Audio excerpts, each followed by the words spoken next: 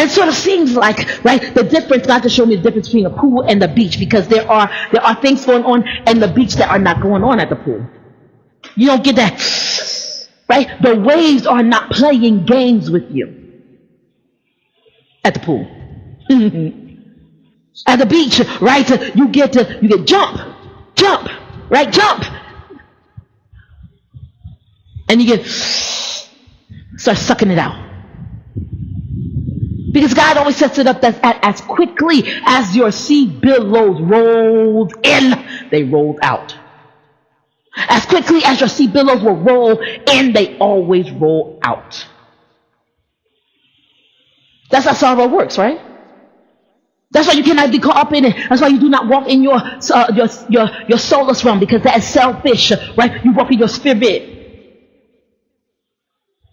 Because sorrow like sea billows roll will come in, and if you are not found jumping, right, let's say you are sitting on the sand, the sea billows will smack your legs and feet, right? The waves will hit you. But if you know how to jump over them, right, if you are with God and you are in your spirit, you can jump over them, right? You will dance over them, you can sing over them. Now you will still be hit by them, your life will still be touched by them, because they still came in, but they don't have to roll and then roll over you like a steamroller. Just because a steamroller comes down the street does not mean I go out in the middle of the street and stand there and say, sorrow, steamroller, steamroller, hit me, roll in over me. Just because you roll in does not mean you roll in on top of me, sweetie.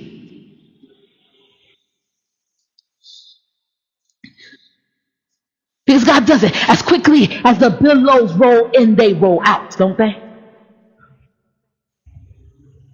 When sorrow like sea billows roll. That's why I'm not called to sing, because everything I sing is flat. But when I speak, whatever my lot thou hast taught me to say. I'm be honest with y'all. I don't know how God taught me to say this. I just think that my lot has been my life. And so I don't know anything else. As a matter of fact, when I would sing this song, even if the Lord would beat me, I would say whatever my life. Oddly enough, most people look at me and they think it's a handicap for me, because I don't ever complain.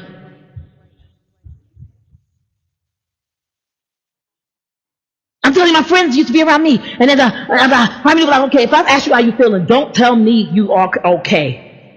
Then what do I tell you? I mean, I'm sick. She know I'm sick. Kidneys messed up. Everything's going crazy. And I appreciate what she did now, but I'm asking God to teach me how to tell the real truth. Because for me, the truth is I am really okay. I see blessings in things that most people don't see blessings in. Second blessing, second blessing, second blessing, second blessing. Every second is a blessing. It's a miracle. It's miraculous. You look at me and think that I should be upset when I am actually rejoicing. Do I like it all the time? No. And that's what my pastor's there for. I talk to him about it. But in general, I am happy in my situation. I am both. I am joyful and I am happy as well.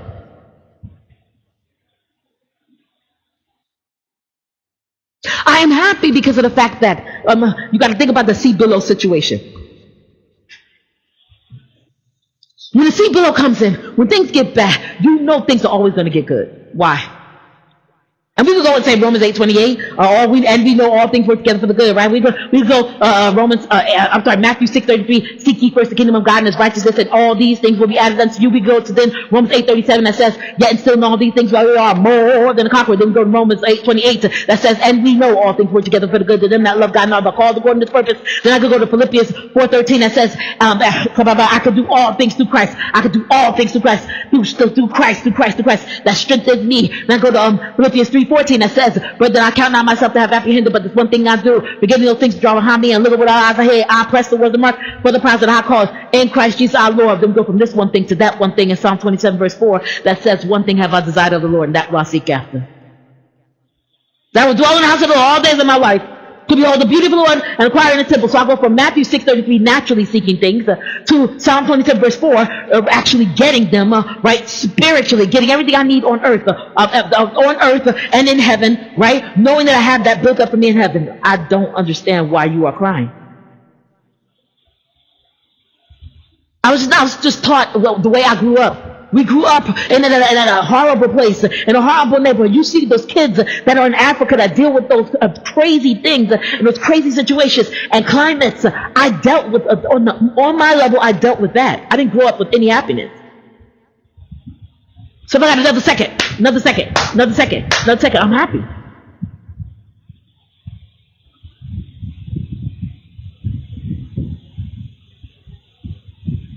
This year I've been so blessed. Y'all know that date, December 27th. I've been so blessed. That's a huge, monumental, mountainous blessing. It's grand. I don't care what else is going on wrong in my life. I'm homeless. I ain't got nothing.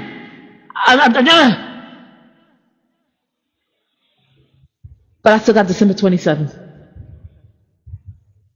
I lost everything. I lost all the clothes. I lost everything. But I still got the Chamber of Commerce. And I can still close my eyes and see the scene. I have nothing. I told you if I died the day after that, I would have been all right. All right. Jesus will make it right. No, not Jesus will make it right. Jesus already made it right. The turmoil and stress that I grew up in and under. It was sea billow, bam, sea billow, bam. It was tsunami, bam. Mixed in with sea billows. And a bunch of tsunamis mixed in with like 2 or 3 sea billows.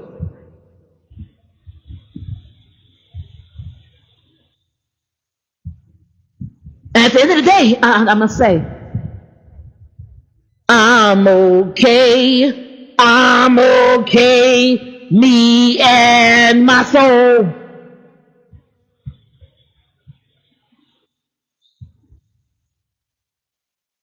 How do you view your life?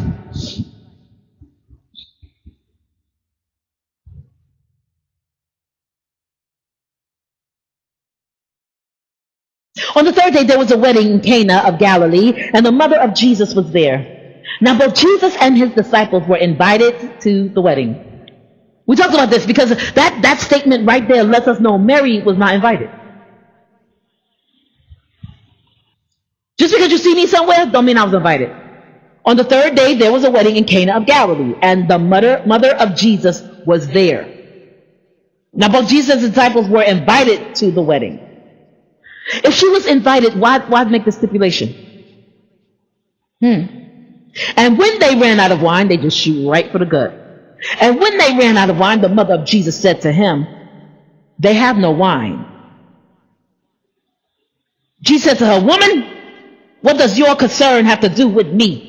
My hour has not yet come. Now, we talked about this. It's a beautiful picture because Jesus was sitting there doing what?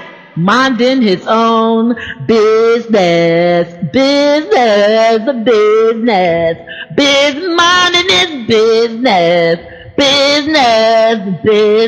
His business.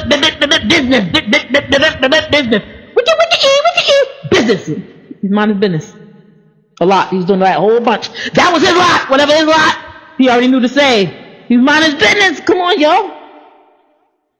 His mother said to the servants, whatever he says to you, do it now. We talked about this. Because most people view it, oh yeah, Mary, go ahead, Mary. She is wonderful. She is excellent. That's why she's blessed among the women. Jamie, you ain't blessed because you ain't saying whatever he tells you to do. That's why she's blessed. She's blessed. Oh, it belongs to you. They belong to you. All the glory, the honor, the praises, all they belong to you. They belong to you. They belong to you. All the glory, the honor, the praises, all the glory, the honor, the praises, all the glory, the honor, the praises, all the glory, the honor, the praises, all the glory, the honor, the praises, all the glory, the honor, the praises, all the glory, the honor, the praises, all the glory, the honor, the praises, all day. Yes, they belong. Oh, they belong. They belong. They belong. I told you I'm not a singer. They belong. I know why I keep trying, right? They belong. I have to try to, because I'm okay with certain songs, but certain songs like, oh,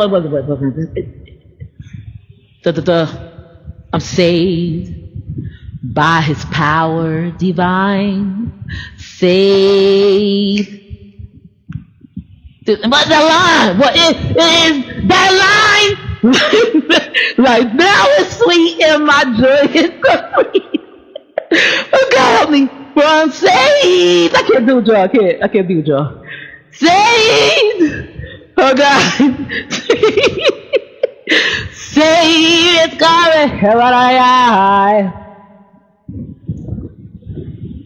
That song, life now is sweet and my joy is complete.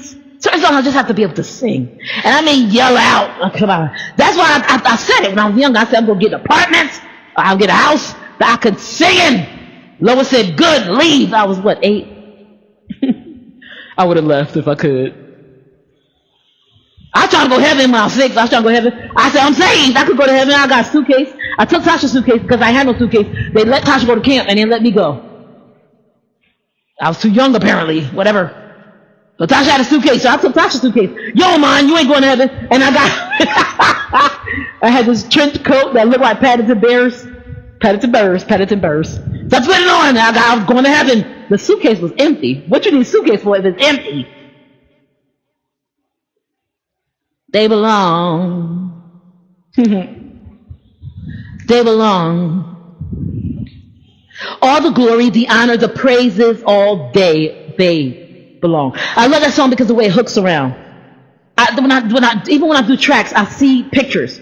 Music looks like a living thing to me. It looks like pictures. The thing, you may not understand you guys may not understand why I put that particular beat behind a certain track, or why I added that synth to that, the drum, right, to that, and there's many layers to the things that I do, but I see pictures, and so I can't help it. I just add pictures. I have to have pictures, and so in my head, when I see this song, I don't see it like most people see it, like notes on a page. It's living, and it moves, right? It moves around. It has a life, right, that most people don't get, and so all the glory, I mean, I have to be able to give honor to the integrity of the song, the way it's supposed to be sang, but I see it the way it wants to be addressed, right? All the glory, the honor, the praises, all day. All day is on its own line. There's an alliteration in it, in that those 2-syllable fragments find themselves on 3 lines, right? 2 syllables. Well, that's not actually 2 syllables. Okay, but let me say it again. All the glory, right, is 1 line. Then the way I see it is the honor on the first line, the praises, right, the second line. All day, that's the 3rd line. I don't see it the way most people see it, and so that kind of handicaps me even when I sing, because I don't address music. I don't address poetry. Even when I talk, I don't address poetry the way that other people do. That's why I am the poet that I think that I am, and the people that like me, and the people that hate me will always hate me, because of the fact that it's not they don't hate me, they hate my sound. They hate what David Lewis said is a cadence that I have, and I looked that up. I still don't know what that means completely. I just know, right, I address syllables and sounds uniquely. All the glory, the honor, the praises all day. They belong to you. That last part is all in one line for me, right? So you got 5 lines, right? And it does not make any sense whatsoever. Because if you look at this song, probably in a chorus book or a hymnal, right? You probably see 2 lines of bars, just bars, right? And you see these lines of these words written out, and it doesn't look anything. I don't see musical notes. It doesn't look anything like I see it. But if you are standing next to me and we are singing, right? And there's nothing more beautiful than the day that my pastor walked up out of nowhere and just stood next to me and sang the last song with me. He don't know it. But that's a day I'll cherish forever. Because even though I stopped singing. And I know he's here, I stopped singing. Because I want to hear his voice. Because he sings 20,000 times better than me. He sings 20 billion times better than me. I'd like to tell him to get a CD. You need a CD. I will buy it. Get a CD. I like your cadence. You know, I don't know what that word means, but I just want to use it in a sentence. That cadence. Right? Tell David Lewis to make you a CD. But I stopped singing so I could hear his, right? I'll still worship him, but I stopped singing. But he stood next to me and he sang with me. And what that tells me is whether sea billows roll in for me or sea billows roll in for you, if we are both being taught, if we both have a lot and God chooses to teach both of us, right, it's a beautiful thing. Because what I see is instead of a 1 jump rope, right, turning, I see 2 jump ropes moving in the wind with waves, whatever, because whatever, when you sing next to me, whatever my lot becomes whatever our lot.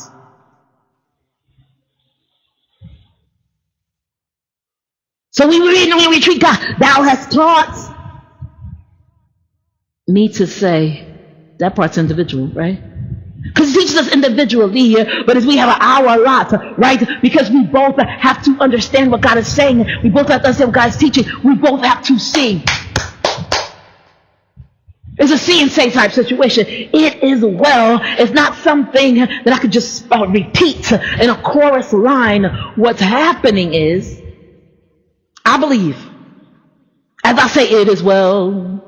It would not be Pastor David Howard that would say, it is well. No. That'd be Holy Spirit that would chime in. I am in so much pain because I just lost my daughters and I am singing, right? And so I didn't have the strength or the energy to get words out. And so he intercedes for me with moanings and groanings and utterings, right? That's the only thing that brings me through. But I have sorrows like sea billows, right? So as that's happening, right? As I sing, I told you guys when I sing, one song he loves, my hope is built on nothing less, and he just pulls the mic out and starts singing. Here he goes, then Jesus' blood and righteousness.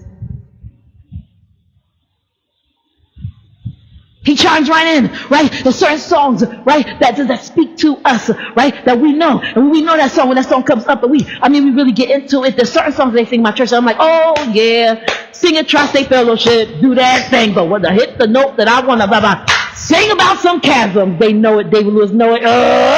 Sing a song about some chasms, I could do it. I could hit that right there.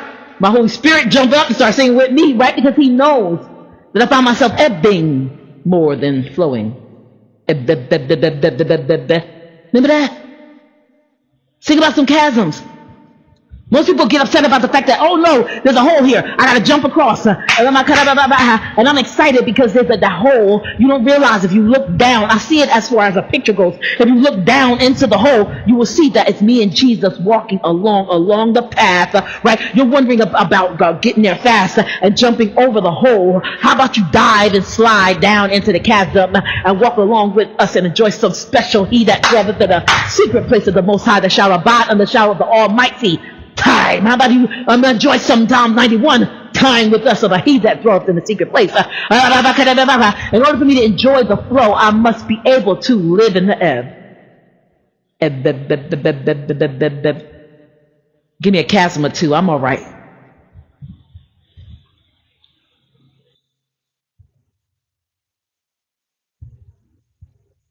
Does the sea below have a chasm? If it is what I think it is, absolutely.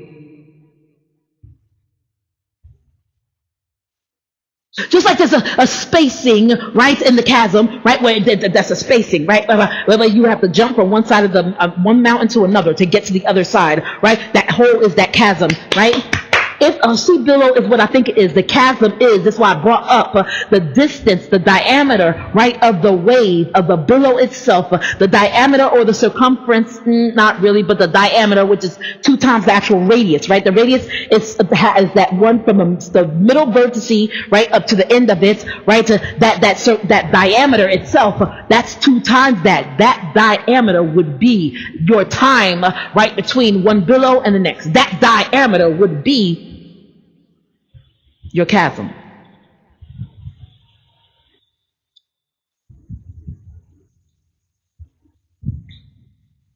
More often than not, when you're sitting on the seashore, you do not notice. If a sea billow is what I think it is, right? You do not. If you're sitting on the seashore, you do not see the circumference or the diameter of the roll of the wave that's coming towards you. You will not see that. Why? Because the wave itself is rolling in like a donut towards you. It's rolling in towards you, so you can't see. In order to measure the diameter and the time, right, it takes before your next billow, you would have to be on the side of it. You would need, right, a slice of it to be able to do it, but because you do not have time to take a slice, right, you're just sitting there getting hit. And just because I slow down and quiet down saying getting hit, that does not mean that I stop getting hit. Getting hit.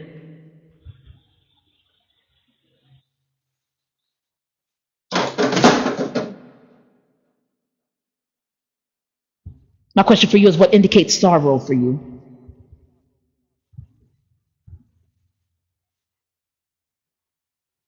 And when they ran out of wine, the mother of Jesus, the woman that was not invited, said to him, "They have no wine." She said to her, "Woman, what does your concern have to do with me? My hour has not yet come." Now, we talked about this. When you hear somebody in the Bible talking about hours and time, it generally indicates that they are of great wisdom. 4. We think that heaven is something that new heaven and new earth is something that we're going to see and we want to see, right? And it's based on us seeing it, that how we deal with it. But what you don't understand, it's not based on whether you see the new heaven and the new earth, and that indicates whether you experience it. It's based on how long you can hold out. It's timing. I tell people this all the time. If you have the understanding that timing, right? Understanding of God's timing, right? Or if you are understanding God's timing enough to know to leave timing in God's hands, that's wisdom. Understanding how timing works and mapping it out for a time, or time, 2 times, and half a time. There it is. 3.5. If you understand the meaning of that, right, that's one thing. Or if you're like me, you really don't care to understand it. You just give it all to God and say, okay, whenever you decide to wake us up, I'm with that. I'll just take the dirt back. I'll be all right with that. That's whack for me to try and figure that out because I know I would get it wrong. Either way, whatever you do with time, as long as you give time back to God because it belongs to Him, right, it's timing. That explains everything in the earth, right? We are here, right? And we are, when they say we are but a vapor, I said, oh, I'm not a vapor. I don't want to be a vapor. Somebody told me, I think it was Tracy, Jamie, you're not a vapor. That's not what that means. What God showed me, she didn't tell me what it means. What God showed me is on the Kairos map, right? Your timing on the Kairos map of time since the beginning of time is but a vapor. I don't care if you live 100,000 years, it's still a vapor. It's nothing. You're a blip. You're talking about 80 years. When you have numbers that are quantifiable and you start talking about numbers that are in just words, you can't compare. I loved it because I said, okay, I could look at it and I can see how many blogs I put on YouTube. And so I loved it when it said 930, and I loved it when it said 847, and I loved it when it said 500, right? So I said, okay, I got this many before I will actually reach 1,000. So now I'm at 1K, 1,000. Woohoo! Yeah! Oh yeah! Oh yeah! Oh yeah! oh, what is this? I'm upset now. Why? Because I like numbers. I want to see details, right? And what they did, instead of putting a 1001, 1002, no, they just put 1K. That's where I was last week. Oh, that's where I am now. 1K. What is that? 1K. It doesn't say 1K souls reached. It just says 1K blogs. 1K of objects, videos. 1K. 1K. I said, like, I know that. I know the 1K, but how much?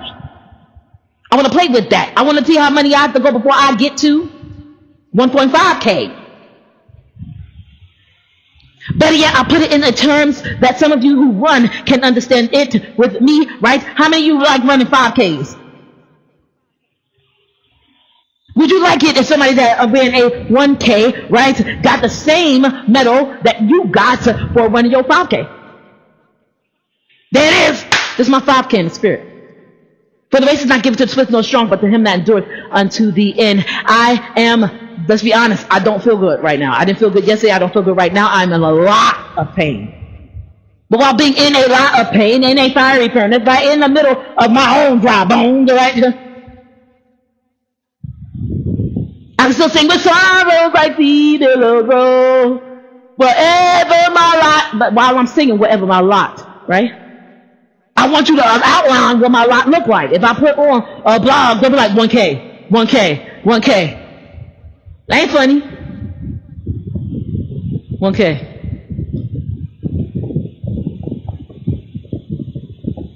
I feel like God was talking to me this morning. He said, Jamie, what do you care about the numbers? Right? It is not for you to understand, these things. Right? He told Mary at the beginning of his ministry, we outlined the wedding at Cana as the beginning of Jesus' miracle working ministry. Right? And here's the thing. I understand a little bit better why it matters. Because I kept saying, why is he here? Or if he is here, why do I know? You missed it, Jamie. No, I don't want to know. It's not that I want to know. It's not pertinent. It's pertinent for one reason. Mine, your business. Mind your business. Yeah. That's what it teaches me. I don't worship Mary, so I don't go behind and say, good Mary, you made sure that they had something to drink. No, she didn't. What Mary did was she made sure she solidified herself and her name in their minds. She made sure that because that was her son, and she came, I imagine that she came in with them, right? Or she did not. But here's the thing, she did not have the invitation. So she was leaning on the backs of him, and I've had Lois do that to me. When I was on TV, I had to go in their limousine, Channel 9 News, we went there, and I was on the news because I got beat up. I was on the news because I was named New Jersey's top black achiever with 3 other African-American men. One of the kids won Kids Jeopardy. I created a phenomenon and won like 3 medals my senior year in high school. And beat a whole bunch of odds that nobody expected me to beat. There's a reason why the 4 of us were there. And Lois went there and she took the letter that I got from me. She took the videotape that they gave me. She took everything from me. She got in the limousine. And then she told them how to do my makeup because they have to put makeup on you. And I was 18 years old. And she said, no, I don't want that much makeup on her. And they said, ma'am, we have to put makeup on her because if we don't, you will not see her. She will look like a phantom. And there's a videotape that Lois has, right, of me 18 years old and my teeth were big as ever. And because I kept smiling, it just seemed big as ever. But I seemed like a smart little kid.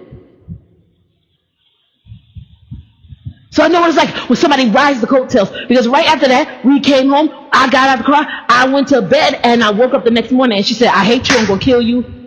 I'm going to have to kill you. I don't like you. I like Tasha. I don't like you. We went back to the exact same thing.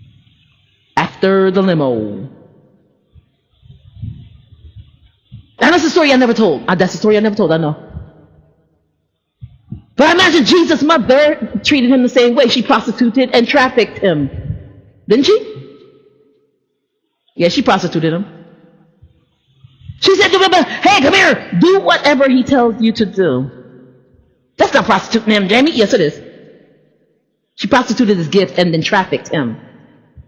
She prostituted his gift because she took, and stood up before this person and said, knowing that he was attached, he was a man of the people, knowing he was attached to the people, right? He would love on them, right? He cared about them. It's not that he wasn't concerned about them having wine. He cared about him, right? So she put him to work in a place where he was supposed to come just sit and enjoy himself. He was invited to this wedding. He was not invited as a reigning prophet. He was not invited as a prophet that was supposed to come preach. He was invited to the wedding to help them. And here's the thing. I realize why this miracle stands out big and grand amongst the others is because of the fact that he said, my time has not yet come.